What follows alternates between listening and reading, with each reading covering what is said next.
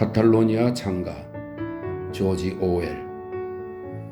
이 책은 1936년 여름에 발발했던 스페인 내전에 민주주의를 지향했던 공화파를 지원하기 위해 영국 국민이던 조지 오웰이 참전했던 경험담을 쓴 소설입니다. 1938년에 출판된 작품인데요. 모두 14개의 장으로 구성되어 있습니다. 1. 의용군에 입대하기 전날이었다. 나는 바르셀로나의 레닌 병영에서 장교 탁자 앞에 서 있는 한 이탈리아인 의용병과 마주쳤다. 26살의 강인해 보이는 젊은이였다. 금발은 붉은색이 감돌았고 어깨는 단단했다. 챙이 있는 가죽 모자를 밑으로 세게 잡아당겨 한쪽 눈이 보이지 않았다. 나와는 직각 방향으로 서 있었는데 고개를 숙인 채 찌푸린 얼굴로 어떤 장교가 탁자에 펼쳐놓은 지도를 곤혹스러운 듯 살피고 있었다. 그의 얼굴에 풍기는 어떤 분위기가 나를 강하게 끌었다. 친구를 위해서라면 살인이라도 마다하지 않고 자기 목숨을 내던질 사람의 얼굴이었다. 무정부주의자에게서 기대해 볼 만한 얼굴. 물론 그는 공산주의자일 수도 있었다. 어쨌든 그 얼굴에는 정직함과 잔인함이 공존했다. 그에게는 무식한 사람들이 자기보다 우월하다고 여기는 사람들에게 가지는 감상적인 존경심도 있었다. 그는 지도에서 어디가 산이고 어디가 강인지도 가릴 줄 모를 터였다. 지도를 읽으려면 엄청난 지적 능력이 필요하다고 여길 터였다. 이유는 잘 모르겠다. 하여간 나는 보자마자 이토록 마음이 끌리는 사람, 정확히 말하자면 이런 남자를 거의 만난 적이 없다. 탁자에 둘러앉아 이야기를 나누던 사람들 사이에서 내가 외국인이라는 말이 나왔다. 그러자 이탈리아인은 고개를 들더니 빠른 말투로 물었다. 이탈리아노? 나는 형편없는 스페인어로 대답했다. No, English. 이투? 이탈리아노. 밖으로 나가는데 그가 가로질러 오더니 내 손을 아주 강하게 움켜쥐었다. 처음 보는 사람에게 호감을 느낄 수도 있다니 신기한 일이었다. 그의 영혼과 내 영혼이 언어와 관습의 간극을 뛰어넘어 순간적으로 완전히 밀착된 것 같았다.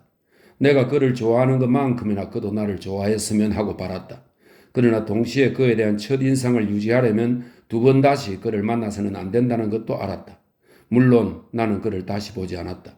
스페인에서는 언제나 그런 식으로 만나고 헤어질 수 있었다. 이 이탈리아인 의용병 이야기를 꺼낸 것은 그가 내 기억에 생생하게 남아있기 때문이다. 그의 남루한 군복과 사나우면서도 애처로 보이는 얼굴은 당시의 특별한 분위기를 상징하는 것 같다. 그는 그 전쟁과 관련한 내 모든 기억과 얽혀 있다. 바르셀로나의 적기, 초라해 보이는 병사들을 가득 태우고 전선으로 기어가던 가늘고 긴 기차, 전선 쪽으로 한참 올라가면 나오는 전쟁에 찌든 잿빛 소도시, 질퍽질퍽 하면서도 얼음 속처럼 추운 산속 참호. 1936년 12월 말이었다. 지금 이 글을 쓰는 순간으로부터 불과 7달 전이다. 그럼에도 이미 엄청난 거리 밖으로 멀어져 버린 시기이다. 뒤에 일어난 사건들이 그 시기를 지워버렸다. 1935년이나 1905년을 지운 것보다 훨씬 더 완벽하게 지워버렸다. 나는 신문기사를 쓸까 하는 생각으로 스페인에 갔다. 하지만 가자마자 의용군에 입대했다. 그 시기, 그 분위기에서는 그것이 해볼 만한 가치가 있는 유일한 일이었기 때문이다. 그때까지도 카탈로니아는 무정부주의자들이 실질적으로 장악하고 있었다. 혁명은 여전히 활발하게 진행 중이었다. 처음부터 그곳에 있었던 사람이라면 12월이나 1월에 들어서면서 이미 혁명기가 끝나간다고 생각했을 것이다.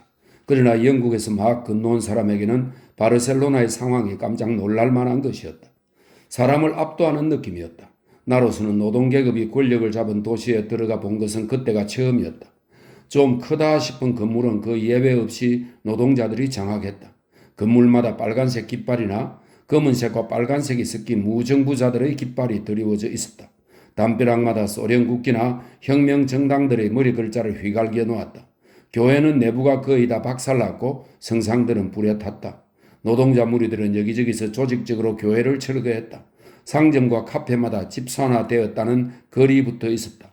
심지어 상자 같은 구두닦이들의 점포조차 집산화되어 빨간색과 검은색으로 칠해져 있었다. 웨이터와 지배인들은 손님의 얼굴을 똑바로 바라보며 동등한 입장에서 손님을 맞이했다. 굴종적인 말투나 격식을 차린 말투까지도 일시에 사라졌다. 아무도 세뇨르나 돈이라는 말을 하지 않았다. 심지어 우스테드라는 말도 사용하지 않았다. 여기 설명이 있습니다. 세뇨르와 돈은 인명 앞에 붙이는 존칭어이고 우스테드는 공손한 표현의 2인칭이다. 이런 설명이 있습니다. 모두 상대를 동지나 당신이라고 불렀다.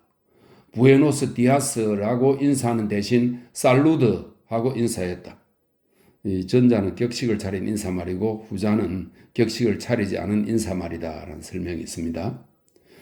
프리모 데 리베라의 통치기 설명이 있습니다. 이것은 1923년에서 30년 사이에 우익 독재 시기를 말한다 이런 설명이 있네요. 프리모 데 리베라의 통치기 이후로 팁을 주는 것은 법으로 금지되었다. 엘리베이터를 운전하는 직원에게 팁을 주려고 하다가 호텔 지배인에게 훈시를 들은 것이 내가 그곳에서 겪은 첫 사건이라고 할 수 있다. 자가용은 없었다. 모두 징발되었다. 모든 전차와 택시 그리고 다른 교통수단도 대부분 빨간색과 검은색으로 칠해놓았다. 도처에 혁명 포스터들이 붙어 있었다. 빨간색과 파란색이 선명한 포스터들은 벽에서 활활 타오르는 것 같았다. 몇 개 남지 않은 다른 광고물들은 서툴고 하찮게 보였다. 도시의 대동맥이라 할 수 있는 람블라스 거리는 언제나 사람들의 이동이 많은 곳이었다. 그 거리를 따라 낮 동안은 물론이고 밤늦게까지 확성기에서 혁명가가 저렁저렁 울려 퍼졌다. 가장 신기한 것은 군중의 모습이었다. 겉으로 볼 때 그 도시는 부유한 계급이 실질적으로 사라진 곳이었다. 소수 여자와 외국인들을 제외하면 옷을 차려입은 사람들은 찾아볼 수 없었다. 거의 모두가 노동계급의 거칠거칠한 옷을 입었다. 또는 파란 작업복을 입거나 의용군 군복을 약간 고쳐서 입었다. 이 모든 것이 신기했고 또 감동적이었다. 내가 이해하지 못하는 것도 많았다. 어떤 면에서는 마음에 들지 않는 면도 많았다. 그러나 나는 그 도시의 모습을 보자마자 내가 싸워서 지킬 만한 어떤 가치가 있다고 확신했다. 또한 나는 눈에 보이는 모습이 전부라고 믿었다. 그것이 정말로 노동자들의 국가이며 모든 부르주아는 달아났거나 죽음을 당했거나 아니면 자발적으로 노동자들의 편으로 넘어왔다고 믿었다. 많은 수의 부유한 부르주아가 기회를 엿보며 당분간 플로레타리아 행세를 하고 있을 뿐임을 깨닫지 못했다. 이 모든 것과 더불어 전쟁 특유의 흉흉한 분위기도 얼마간 느껴졌다. 도시는 얼씬년스럽고 깔끔하지 않은 모습이었다. 도로와 건물은 보수가 안 돼 있었다. 공습을 염려하여 밤거리의 가로등은 침침했다. 상점들은 대부분 초라하고 진열대의 반은 비었다. 고기는 귀했다. 우유는 거의 구할 수 없었다. 석탄, 설탕, 석유는 부족했다. 그 가운데도 빵 부족은 정말 심각했다. 이 시기에도 빵을 구하려는 줄은 종종 수백 미터씩 늘어서곤 했다. 그러나 전체적으로 사람들은 만족해했고 희망이 넘쳤다. 실업은 없었다. 생활비는 여전히 매우 낮았다. 눈에 띄게 공공해 보이는 사람은 찾아보기 힘들었다. 집시를 제외하면 거지는 없었다. 무엇보다도 혁명과 미래에 대한 믿음이 있었다. 갑자기 평등과 자유의 시대로 들어섰다는 느낌이 있었다. 인간은 자본주의 기계의 톱니가 아니라 인간으로서 행동하려고 노력했다. 이발소에 가면 이발사들이 이제 노예가 아니라고 엄숙히 천명하는 무정부주의자들의 벽보가 붙어 있었다. 관로석의 설명입니다. 이발사들은 대부분 무정부주의자들이었다. 거리에는 매춘부들에게 매춘부 일을 그만두라고 호소하는 천년새 포스터가 붙어 있었다. 현실적이고 냉소적인 영어 문명권 사람들에게는 이 이상주의적인 스페인 사람들이 진부해진 혁명적 표현들을 문자 그대로 받아들이는 모습을 보고 왠지 애처롭다는 느낌을 지울 수 없었다. 당시에는 거리에서 아주 소박한 혁명 발라드를 한국에 몇 센티모씩 받고 팔았다. 모두 플로레타리아의 형제와 무솔리니의 사악함에 대한 노래였다. 무식한 의용군 병사가 이런 발라드를 한 곡 사서 띄엄띄엄 읽어가다가 대충 뜻을 이해하면 적당한 곡조에 맞추어 노래를 부르는 모습이 자주 눈에 띄었다. 나는 레닌 병영에 있었다. 형식적으로는 전선에 가기 위한 훈련을 받는 중이었다. 의용군에 입대했을 때는 다음날 전선으로 파견될 것이라는 말을 들었다. 그러나 사실은 새로운 센투리아가 준비될 때까지 기다려야 했다. 전쟁이 발발하면서 노동조합들이 급조한 노동자 의용군은 아직 일반적인 군대처럼 조직되지 않았다. 30명가량으로 이루어진 지휘단위는 그냥 과라고 불렀다. 센투리아는 100명가량으로 이루어졌다. 사람만 많으면 무조건 대오라는 이름을 붙여주었다. 레닌 병영은 훌륭한 석조 건물들이 모인 곳이었다. 성마학교도 있었고 자갈을 깐 엄청난 크기의 앞마당도 있었다. 원래는 기병대 병영이었으나 7월 전투에서 빼앗은 것이었다. 내가 소속된 센투리아는 여러 마국간 가운데 한 곳에서 잤다. 돌로 만든 여물통들 밑이었다. 여물통에 새겨진 기병대 군마의 이름이 지워지지 않은 채 그대로 남아있었다. 말들을 모두 붙들어 전선으로 보냈다. 그래도 아직 말 오줌 냄새와 썩은 귀리 냄새가 났다. 나는 그 병영에서 일주일 정도를 보냈다. 가장 기억에 남는 것은 말 냄새, 음정을 못 맞추고 떨리는 나팔 소리, 설명이 또 있습니다. 나팔수들은 모두 아마추어였다. 나는 나중에 파시스트 진영 바깥에서 스페인의 집합 나팔 소리의 곡조를 처음으로 제대로 들었다. 음정을 못 맞추고 떨리는 나팔 소리, 병영 연병장에서 징을 받은 장화가 쿵쿵거리는 소리, 겨울 햇빛을 받으며 오랫동안 계속되던 아침 열병식, 자갈이 깔린 성마학교에서 50명씩 편먹고 벌어지는 거친 축구 시합 등이다. 병영에는 1000명쯤 있었다. 취사를 담당하는 의용병 부인들 외에도 여자가 20명 정도 있었다. 많지는 않았지만 의용군으로 참전한 여자들도 있었다. 초기 전투에서는 여자들도 당연히 남자와 어깨를 나란히 하고 싸웠다. 혁명의 시기에는 자연스럽게 여겨지던 일이다. 그러나 이미 생각이 바뀌고 있었다. 여자들이 성마학교에서 훈련을 받는 동안에 의용군 남자들은 가까이 가지 못하게 했다. 남자들이 비웃는 바람에 여자들 기가 꺾였기 때문이다. 몇 달 전만 해도 여자들이 총을 다루는 것을 보고 웃는 사람은 없었다. 병영 전체는 더럽고 혼란스러웠다. 의용군은 건물을 점령하기만 하면 모두 그렇게 만들어버렸다. 그것도 혁명의 부산물인가 보다. 구석마다 부서진 가구, 망가진 안장, 노쇠로 만든 기병대 군모, 기병대가 쓰던 빈 칼집, 썩어가는 음식이 잔뜩 쌓여 있었다. 음식, 특히 빵은 엄청나게 낭비되었다. 내가 있던 내무반에서만도 식사 때마다 빵을 들통으로 하나씩 버렸다. 민간인이 빵이 모자라 난리인 것을 생각하면 면목 없는 일이었다. 우리는 긴 가대식 탁자에 앉아 늘 기름으로 미끌미끌한 양철 접시에 놓인 음식을 먹었다. 마실 것은 포론이라는 끔찍한 것에 담겨 있었다. 포론은 일종의 유리병인데 끝이 뾰족한 주둥이가 달려있다. 그것을 기울이면 포도주가 가늘게 뿜어져 나온다. 따라서 입을 대지 않고 거리를 두고 마실 수 있다. 포론 하나를 가지고 돌아가면서 마실 수 있다는 이야기다. 나는 포론이 사용되는 것을 본 순간 즉각 물컵을 쓰자고 요구했다. 내가 보기에 그것은 특히 백포도주가 가득 차 있을 때는 병실에서는 오줌통과 아주 비슷해 보였다. 점차 신병에게 제복이 지급되기 시작했다. 그러나 다른 곳이 아닌 스페인이었기 때문에 모든 것이 따로따로 지급되었다. 따라서 누가 무엇을 받았는지 아무도 확실히 알 수가 없었다. 우리에게 가장 필요한 것들, 예를 들어 허리띠나 탄약 상자 같은 것들은 마지막 순간에 전선으로 떠날 기차가 우리를 기다리는 시점에 지급되었다. 방금 의용군의 제복에 대해 이야기를 했는데 혹시 그것이 잘못된 인상을 주었을지 모르겠다. 그것은 딱히 제복이라고 할 수가 없었다. 차라리 제각각복이라고 부르는 것이 나을지도 모르겠다. 모든 사람의 복장이 하나의 똑같은 규칙을 따른 것이었지만 실제로는 어느 누구의 복장도 똑같지 않았다. 군대의 거의 모든 사람이 큐드로이 반바지를 입었다. 그러나 거기서 제복다운 통일성은 끝이 났다. 어떤 사람들은 각반을 찾고 어떤 사람들은 큐드로이 각반을 찾고 어떤 사람들은 가죽 정강이 바지를 댔고 어떤 사람들은 높은 장화를 신었다. 모두 지퍼가 달린 저고리를 입었다. 그러나 어떤 사람들 저고리는 가죽이었고 어떤 사람들 것은 모직물이었다. 게다가 상상할 수 있는 모든 색깔이 다 있었다. 모자도 쓰는 사람 숫자만큼이나 여러 가지였다. 모자의 앞쪽에는 정당 배지를 다는 것이 상례였다. 거기에다가 거의 모든 사람들이 목에는 빨간 손수건이나 빨간색과 검은색이 섞인 손수건을 묶었다. 당시의 의용군 대원은 아주 특이해 보이는 오합지졸 집단이었다. 제복은 이 공장 저 공장에서 만드는 대로 지급해야 했다. 사실 당시 사정을 고려하면 나쁜 옷은 아니었다. 그러나 셔츠와 양말은 면으로 만든 형편없는 제품으로 추위를 이기는데 전혀 도움을 주지 않았다. 이나마의 조직화도 이루어지기 전인 초기 몇 달 동안 의용군 병사들이 어떤 고생을 했을지는 생각하고 싶지도 않다. 나는 우연히 2달 전의 신문을 보게 되었는데 거기에는 마르크스주의 통일노동자당 설명이 있습니다. 이 부분은 이후부터 약칭으로 통일노동자당이라고 부르겠다 하는 설명이 있습니다. 마르크스주의 통일노동자당의 지도자 한 사람이 전선을 방문한 뒤에 모든 의용군 병사가 모포를 한 장씩 가질 수 있도록 노력하겠다고 말했다는 기사가 실려 있었다.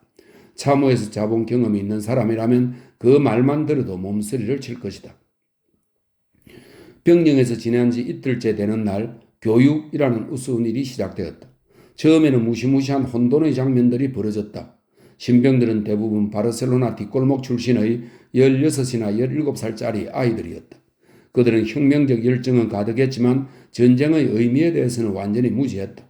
줄을 제대로 세우는 것조차 불가능했다. 규율은 존재하지 않았다. 명령이 마음에 들지 않으면 대열에서 빠져나와 장교와 심하게 말다툼을 벌였다. 우리를 교육한 중위는 몸집은 건장하지만 얼굴은 해맑은 유쾌한 젊은이였다. 정규 육군 장교 출신이었다. 절도 있는 몸가짐과 말쑥한 옷차림 때문에 여전히 정규 육군 장교로 보였다. 그런데 묘하게도 신실하고 열렬한 사회주의자였다. 그는 모든 군인들 사이에 완전한 사회적 평등이 이루어져야 한다고 부하들보다도 더 열심히 고집을 부렸다. 무지한 신병이 그를 세뇨르라고 부르자 그는 무척 당황했다. 뭐? 세뇨르라고? 누가 나를 세뇨르라고 부릅니까? 우리는 모두 동지 아닙니까? 그런 평등 정신 덕분에 그 일이 더 쉬워졌던 것 같지는 않다. 한편 갓 들어온 신병들은 그들에게 조금이라도 도움이 될 수 있는 군사 훈련을 전혀 받지 못했다. 나는 외국인들은 교육에 참석할 의무가 없다는 이야기를 들었다. 가만 보니 딱하게도 스페인 사람들은 외국인들이라면 무조건 자기들보다 군사 문제에 대해 더 많이 안다고 생각하고 있었다. 그러나 나는 자연스럽게 다른 사람들과 함께 어울려 밖으로 나갔다. 나는 기관총을 다루는 법을 배우고 싶은 마음이 간절했다. 한 번도 다루어 보지 못한 무기였기 때문이다. 그러나 실망스럽게도 우리는 무기 사용법에 대해서는 아무것도 배우지 못했다. 이른바 교육이라는 것은 연병장 훈련이었는데 그나마 가장 어리석고 낡은 방식으로 이루어졌다. 우양우, 좌양자, 뒤로 돌아, 차려 자세로 3열종대 행진 등 내가 15살 때 배웠던 아무짝에도 쓸모없는 것들이었다. 게릴라군이 받는 훈련치고는 의외였다고 할 수 있다. 병사를 훈련시킬 기간이 며칠밖에 없다면 그에게 가장 필요한 것을 가르쳐야 할 것이다. 지형 지물을 이용하여 숨는 방법, 열린 공간에서 전진하는 방법, 보초를 쓰고 흉벽을 쌓는 방법, 그리고 무엇보다도 무기를 다루는 방법. 그러나 마음만 뜨거운 이 어린 무리는 며칠 후면 전선으로 내에 던져질 것임에도 소총을 쏘거나 수류탄에 피인을 뽑는 방법조차 아직 배우지 못했다. 무기가 없기 때문이라는 것을 당시에는 몰랐다. 통일노동자당 의용군의 소총 부족은 심각했다. 전선에 도착하는 부대는 물러나는 부대의 소총을 인계받아야 했다. 레닌 병영 전체를 통틀어 소총이라고는 보초들이 사용하는 것 외에 한 자루도 없었던 것 같다. 며칠이 지나자 일반적인 기준에서 보자면 여전히 갈 데 없는 오합지졸이었음에도 상부에서는 우리가 사람들 앞에 내놓을 만큼 준비가 되었다고 판단한 모양이었다. 우리는 아침이면 에스파냐 광장 너머 작은 산에 있는 공원까지 행군을 했다. 그 공원은 단총부대와, 이 단총부대는 기총병을 뜻합니다. 단총부대와 새로 형성된 인민군의 첫 파견대만이 아니라 모든 정당 의용군의 공동 연병장 역할을 했다. 공원에서는 낯설면서도 가슴이 뭉클한 광경을 볼 수 있었다. 공원에 가꾸어 놓은 꽃밭들 사이의 모든 좁은 길과 골목마다 분대와 소대가 뻣뻣한 자세로 가슴을 쑥 내밀고 행군을 했다. 군인답게 보이려고 안간힘을 쓰고 있었다. 모두 비무장이었으며 제복을 완전히 갖추어 입은 병사는 하나도 없었다. 오히려 제복들은 대부분 여기저기가 찢어져 누더기나 다름없었다. 순서는 늘 비슷비슷했다. 우리는 보통 3시간 정도 으쓱거리며 행군을 했다. 스페인 사람들은 짧은 보폭으로 빠르게 행군했다. 이어 쉬는 시간이 되면 해쳐서 자그마한 식료품점에 모인다. 산 중턱에 있는 이 가게는 목마른 우리를 상대로 싸구려 포도주를 많이도 팔아먹었다. 모두들 나한테 잘해주었다. 나는 영국인이었기 때문에 호기심의 대상이었다. 단총부대 장교들은 나를 대단하게 여겨 술을 사주곤 했다. 한편 나는 우리 중위와 정면으로 마주칠 때마다 기관총을 다루는 법을 가르쳐달라고 어르렁거렸다. 호주머니에서 휴고의 스페인어 사전을 꺼내들고 형편없는 스페인어로 퍼부어대곤 했다. 나는 소총을 다룰 줄 알지만 기관총은 다룰 줄 모른다. 기관총 교육을 받고 싶다. 교육은 언제인가? 답은 늘 지친 웃음이었다. 이어 기관총 교육은 마냐나에 있을 것이라고 약속했다. 마냐나는 내일, 장차라는 그런 뜻이랍니다. 마냐나에 있을 것이라고 약속했다. 물론 그 마냐나는 결코 오지 않았다. 며칠이 지났다. 신병들은 제법 발을 맞추어 행군하고 절도 있다 싶게 차려 자세를 취할 줄도 알게 되었다.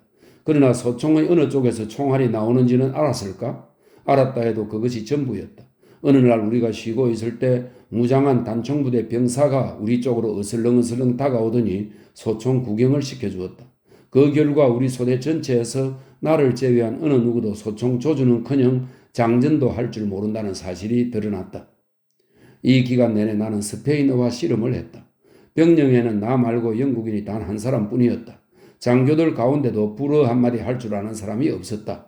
내 동료들은 자기들끼리 말할 때는 보통 카탈로니아 말을 했기 때문에 설명입니다. 이 카탈로니아는 스페인에 속하지만 별도의 언어가 있다 이런 설명이 있습니다. 카탈로니아 말로 했기 때문에 나로서는 더욱 난감할 따름이었다. 내가 그들과 함께 지낼 수 있는 유일한 방법은 늘 작은 사진을 가지고 다니다가 위기의 순간에 얼른 꺼내보는 것이었다. 그러나 나는 외국인으로 지내야 한다면 다른 어느 나라보다 스페인을 택하고 싶다. 그곳에서는 친구를 사귀는 것이 얼마나 쉬운지 모른다.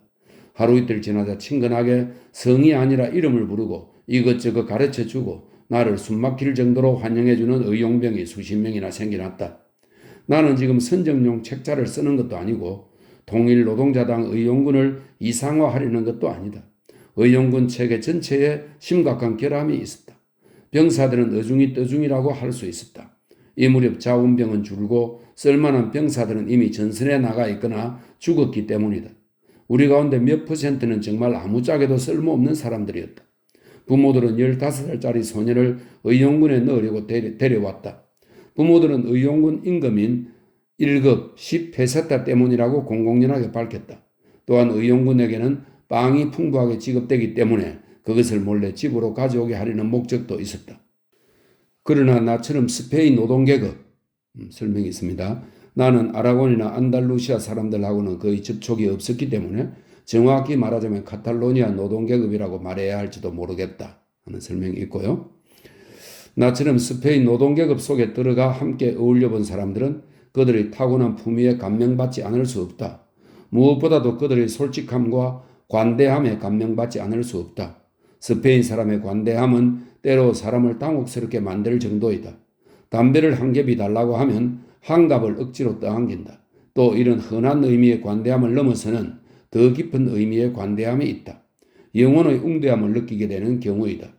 나는 대단히 가망 없는 상황에서도 그런 관대함과 여러 번 마주쳤다. 전쟁 동안 스페인을 여행한 기자나 외국인들 가운데 스페인 사람들이 속으로는 그들을 도우러 온 외국인들을 몹시 시샘한다고 떠드는 사람들이 있었다. 그러나 나는 그런 시샘을 본 적이 없다고 말할 수 있다. 내가 병영을 떠나기 며칠 전 병사들 한 무리가 전선에서 휴가를 받아 돌아온 적이 있다. 그들은 전선에서 겪은 일에 대하여 흥분해서 떠들었다. 그러는 가운데 우에스카에서 그들 옆에 있던 프랑스인 부대들에 대해 열변을 토하기도 했다. 프랑스 사람들 정말 용감하던데. 그들은 그렇게 말하더니 열띤 목소리로 덧붙였다. 우리보다 더 용감해. 물론 나는 이 일을 제기했다. 그러자 그들은 프랑스 사람들이 전쟁 기술에 대해 자기들보다 더 잘 안다고 설명했다. 폭탄이나 기관총 같은 것들에 대한 전문 지식이 더 많다는 이야기였다. 어쨌든 의미가 있는 말이었다. 영국인이라면 그런 이야기를 하느니 차라리 손을 잘라버리는 쪽을 택할 테니까. 의용군에서 복무하는 외국인들은 모두 첫 몇 주 동안 스페인 사람들을 사랑하게 되고 동시에 그들의 어떤 특징들에 화를 내게 된다. 전선에서 나의 분노는 가끔 격분 상태에까지 이르렀다. 스페인 사람들은 많은 일에 능숙하다. 그러나 전쟁만큼은 아니다. 외국인들은 하나같이 그들의 비능률에 경악한다. 무엇보다도 그들은 시간을 안 지키기 때문에 사람을 미치게 만든다. 어떤 외국인이든 반드시 배우게 되는 스페인 단어가 마냐나, 내일, 이 문자 그대로는 아침이라는 뜻입니다. 내일이라는 말이다. 그들은 가능하다고만 생각되면 오늘 할 일을 마냐나로 미룬다. 이것은 워낙 악명 높은 악습이라서 심지어 스페인 사람들끼리도 그것을 놓고 농담을 한다. 스페인에서는 식사에서 전투에 이르기까지 정해진 시간에 되는 것이 없다. 보통은 늦는 쪽이다. 그러나 가끔씩은 너무 빠르다. 아마 어떤 일이든 정해진 시간보다 늦게 이루어질 것이라 믿고 행동하지 못하게 막으려는 것인지도 모른다.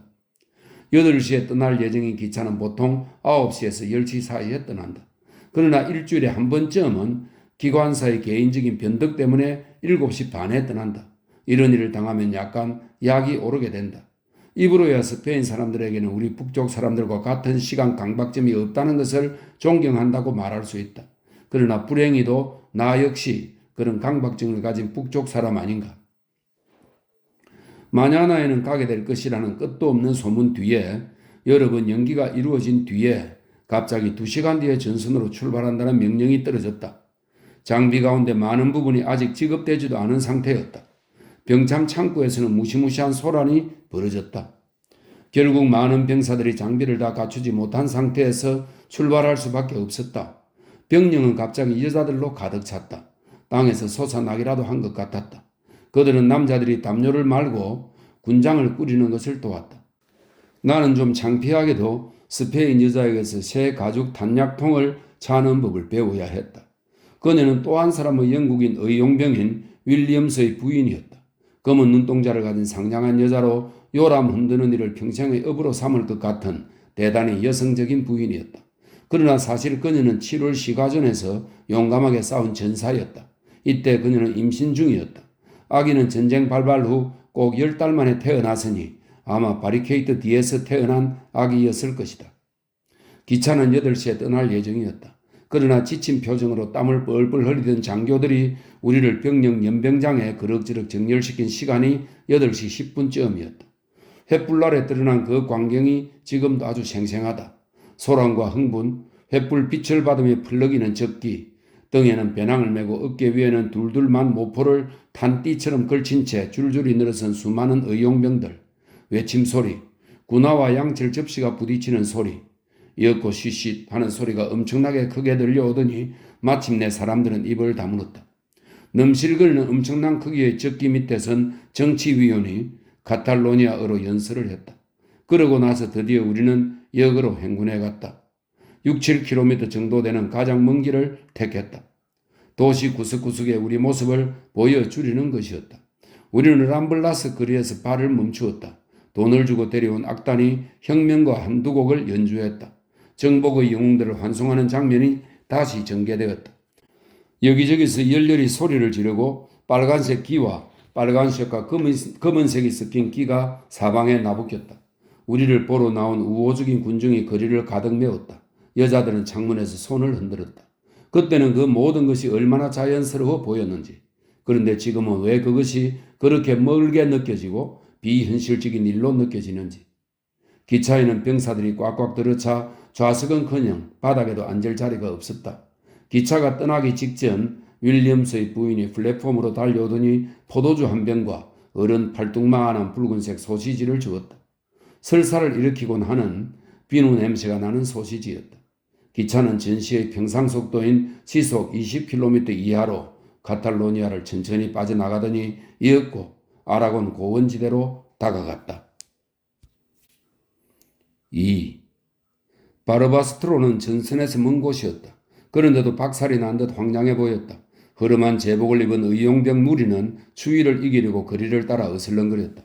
그의 무너져 내린 벽에는 지난해에 붙은 포스터가 눈에 띄었다. 몇 월 며칠에 투장에서 멋진 황소 6마리를 죽일 것이라는 광고였다. 포스터의 바램 빛깔이 어찌나 처량해 보이던지. 그 멋진 황소들과 멋진 투사들은 지금 어디에 있을까?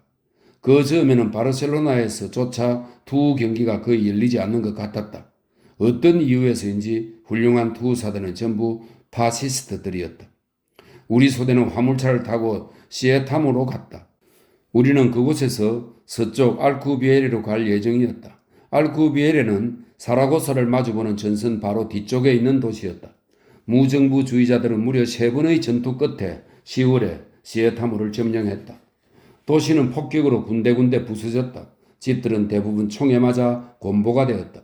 우리는 해발 450m 고지까지 올라갔다. 엄청나게 추웠다. 갑자기 자욱한 안개가 소용돌이를 치며 몰려왔다.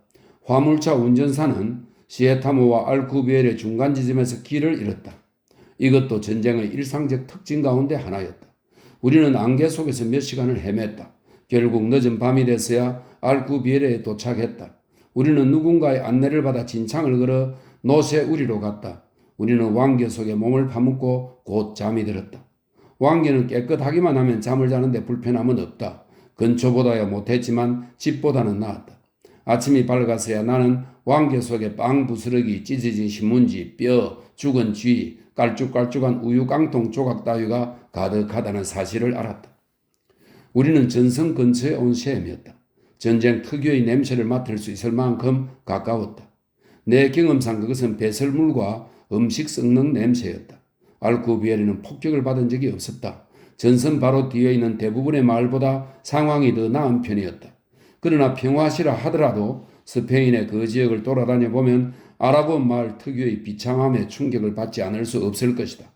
그 마을들은 요새와 같은 모습이다. 진흙과 돌로 지은 초라하고 작은 집들이 교회 주위에 밀집해 있다. 봄에서도 어디에서건 꽃을 찾아보기가 힘들다. 집에는 정원이 없다. 뒷뜰만 있는데 그곳에 가득 깔린 노새의 똥 위에서 비루 먹은 날짐승들이 미끄럼지를 친다. 안개와 비가 계속 엇갈리는 구전 날씨였다. 좁은 흙길은 거대한 진창으로 변해 어떤 곳은 그 깊이가 2피트까지 패였다. 화물차들은 흙바퀴를 돌리며 그곳을 통과하느라 안간힘을 썼다. 농부들은 노새가 끄는 꼴사나운 마차를 몰고 지나갔다. 부대가 끊임없이 오가는 바람에 마을은 말할 수 없이 더러웠다. 알쿠비에레에는 수세식 변기나 하수도 같은 것이 없었다. 있어 본 적도 없었다. 때문에 발조심을 하지 않고 마음대로 걸어갈 수 있는 땅을 1평방미터도 찾아보기 힘들었다. 교회는 변소로 사용된 지 오래였다. 그곳에서 3,400m 떨어져 있는 주위의 밭도 모두 마찬가지였다. 지금도 전쟁의 처음 2달을 생각할 때마다 그루투기만 남은 겨울 들판 가장자리에 똥이 딱딱하게 굳어있는 광경부터 떠오른다. 이틀이 지났는데도 소총은 지급되지 않았다. 전투위원회에 가서 벽에 뚫린 구멍들을 살펴보았다면 알쿠비에르의 전모를 다 본 것이라 할 수 있다. 그 구멍들은 소총 일제 사격 때 뚫린 것으로 파시스트들이 처형된 흔적이다. 전선은 매우 고요했다. 부상자들이 이송되는 경우도 거의 없었다. 가장 흥분되는 일은 파시스트 탈주병이 건너오는 것이었다. 그들은 감시를 받으며 전선으로부터 알쿠비에르로 후송되었다. 이쪽 전선 건너편에 있는 병사들 가운데 다수는 파시스트가 아니었다. 그들은 전쟁이 발발했을 때 때마침 병력을 때우고 있던 불쌍한 징집병들이었다. 따라서 어서 도망가고 싶은 마음밖에 없었다. 이따금씩 그들 가운데 몇 명이 무리를 지어 우리 쪽으로 건너오는 모험을 감행했다. 만일 파시스트 지역에 사는 가족만 없었다면 더 많은 병사들이 우리 쪽으로 넘어왔을 것이다. 이 탈주병들이 내가 처음으로 본 진짜 파시스트들이었다. 나는 그들이 우리와 별다를 것이 없다는 데 놀랐다. 카키색 바지를 입었다는 것만 달랐다. 우리가 있는 곳에 왔을 때 그들은 항상 굶어 죽기 직전이었다. 양군이 대치하는 중립지대에서 하루나 이틀씩 총알을 피해 다니다 왔으니 그럴만도 했다. 그러나 우리 쪽에서는 그것이야말로 파시스트 군대가 굶주리고 있다는 증거라고 의기양양하게 이야기하였다. 나는 탈주병 가운데 하나가 한 농가에서 식사하는 것을 보았다. 어쨌거나 딱한 광경이었다. 키가 큰 20살짜리 청년이었다. 피부가 바람에 많이 상했다. 군복은 늑마에 가까웠다. 그런 행색으로 불가에 쭈그리고 앉아 엄청나게 빠른 속도로 스튜를 접시째 들이마시고 있었다. 그러는 동안에도 두 눈은 주위에 둘러서서 그를 지켜보는 의용병들을 초조하게 헐끔거렸다. 아마 그때까지도 그는 우리가 피해 굶주린 빨갱이들이라는 생각, 식사만 마치면 그를 쏴 죽일 것이라는 생각을 떨쳐버리지 못했을 것이다. 그를 데려온 무장병은 계속 그의 어깨를 쓰다듬으며 안심이 될 만한 이야기를 해주었다. 한 번은 15명의 탈주자가 한꺼번에 몰려온 적이 있었다. 기념할 만한 날이었다. 백마를 탄 사람이 의기양양하게 그들을 인솔하며 마을을 한 바퀴 돌았다. 나는 사진을 한 장 찍어두었다. 초점이 맞지 않아 희미한 사진이었다. 그나마도 누군가가 나중에 훔쳐가 버렸다. 알쿠비에르에 머문 지 사흘째 되는 날 소총이 도착했다. 그 지랑 구릿빛 얼굴의 한 상사가 노새 우리에서 소총을 나누어 주었다. 나는 소총을 보고 그만 질려버렸다. 1896년에 독일에서 제작한 모제르 소총이었다. 40년도 넘은 것이었다. 전체적으로 녹이 슬어 노리쇠는 빡빡했고 나무로 만든 총심 받침은 거미가 있었다. 총구만 봐도 부식이 심해 고쳐쓰기 어렵다는 사실을 금방 알 수 있었다. 대부분의 소총이 그 모양이었다. 어떤 것들은 더 심했다. 총을 다룰 줄 아는 사람들에게 가장 좋은 무기를 주겠다는 배려 따위는 애초에 없었다. 그 가운데서 그나마 가장 좋다는 소총, 불과 10년밖에 안 된 소총을 받은 사람은 마리콘, 이거 호모의 여자역을 말합니다. 마리콘이라고 불리는 15살짜리 얼간이었다. 상사는 우리에게 5분간 교육을 했다. 소총에 장전하는 방법과 노리쇠를 분해하는 방법을 설명했다. 의용군 가운데 많은 수는 전에 총을 한 번도 만져본 적이 없었다. 아마 가늠쇠가 무엇에 쓰는 것인지 아는 사람도 극소수였을 것이다. 탄약통도 지급되었다. 한 사람당 50발이었다. 이어 우리는 대오를 정비하여 군장을 메고 5km 정도 떨어진 전선으로 출발했다. 80명의 병력과 몇 마리 개로 구성된 센투리아는 남루한 모습으로 도로를 따라 구불구불 올라갔다. 모든 의용군 종대마다 마스코트로 개가 적어도 한 마리씩은 배당되었다. 우리에게 배속되어 함께 행군하게 된 짐승의 몸에는 큰 글자로 POUM, 이것은 마르크스주의 통일당의 약칭이라고 합니다. POUM이라고 적혀 있었다. 그 개는 자기 겉모습에 무언가 잘못된 것이 있음을 의식한 듯 살금살금 걸었다. 종대의 선두에서는 게오르게스 콥이 검은 말을 타고 적기와 나란히 움직였다.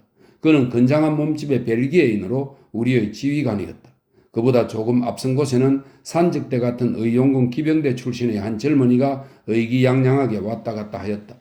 그는 둔덕이 보일 때마다 말을 달려 올라가 꼭대기에서 그림 같은 포즈를 취했다. 스페인 기병대의 좋은 말들은 혁명기에 대량으로 의용군에게 넘겨졌다. 물론 의용군은 말들이 죽어나갈 지경이 되도록 열심히 타고 다녔다.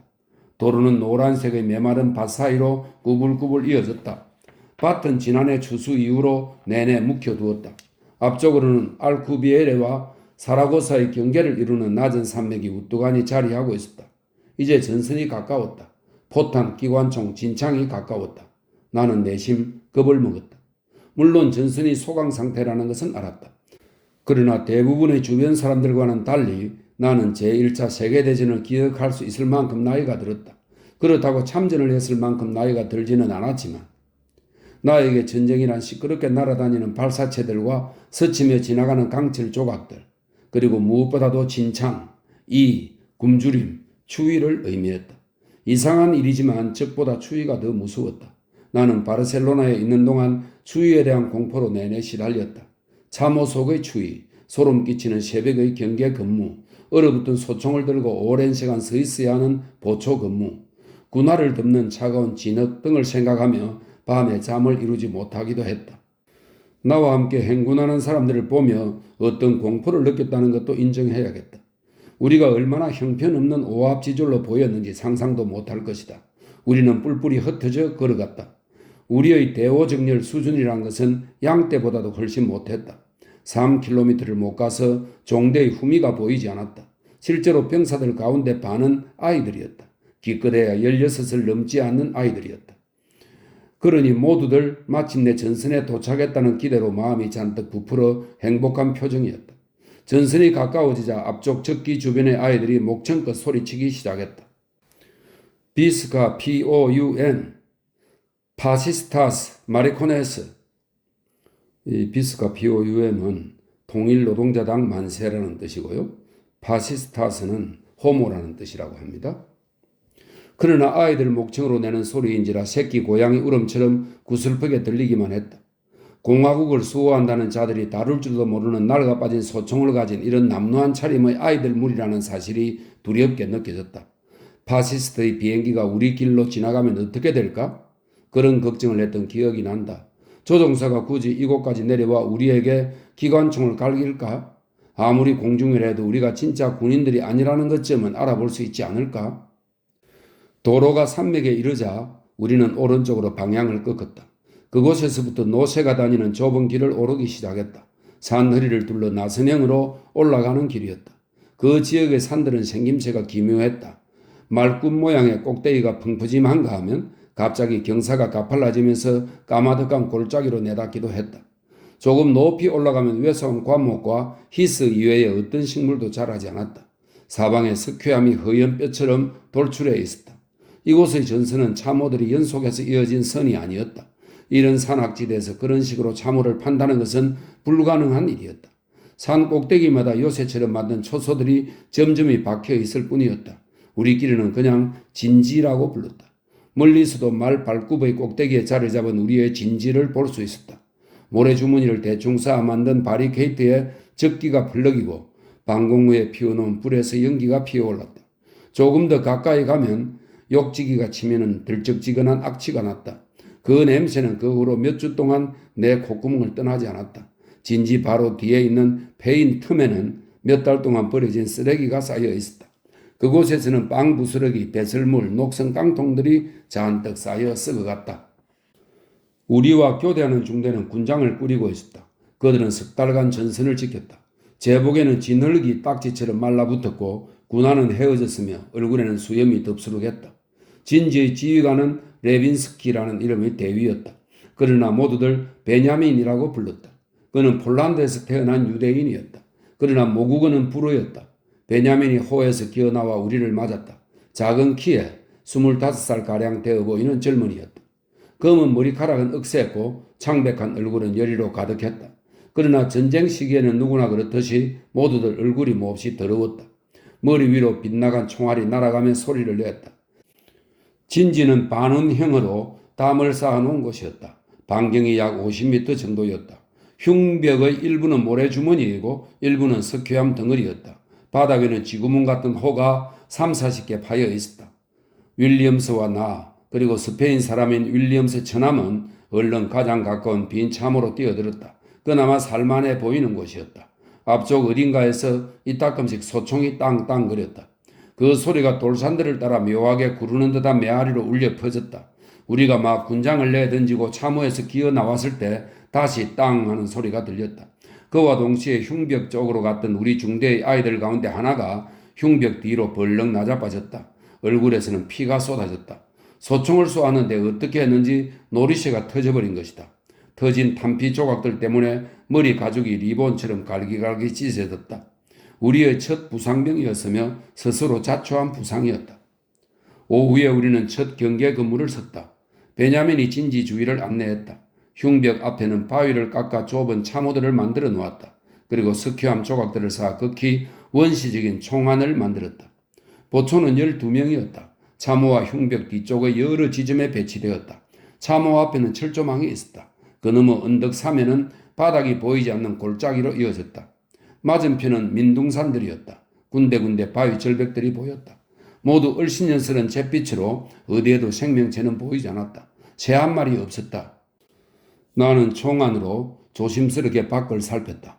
파시스트 참호를 찾으려는 것이었다. 적은 어디 있습니까? 베냐민은 손으로 넓게 원을 그렸다. 쪼기. 베냐민은 영어를 했다. 형편없는 영어였지만. 어디 말입니까? 나의 참호전 개념에 따르면 파시스트들은 50m나 100m는 떨어져 있어야 했다. 그러나 아무것도 보이지 않았다. 참호를 아주 잘 위장한 것 같았다.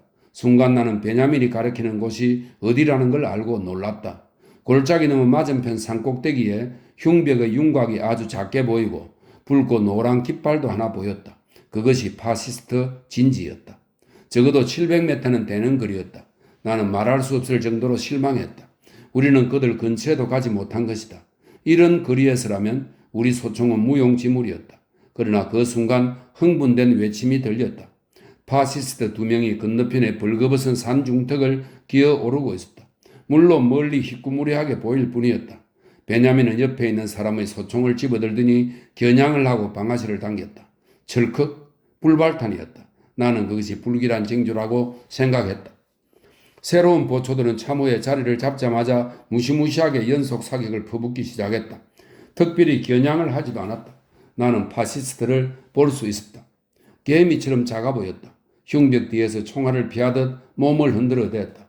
때로는 검은 점 하나가 잠시 멈추어 있기도 했다. 머리였다. 금방지게도 머리를 노출한 것이다.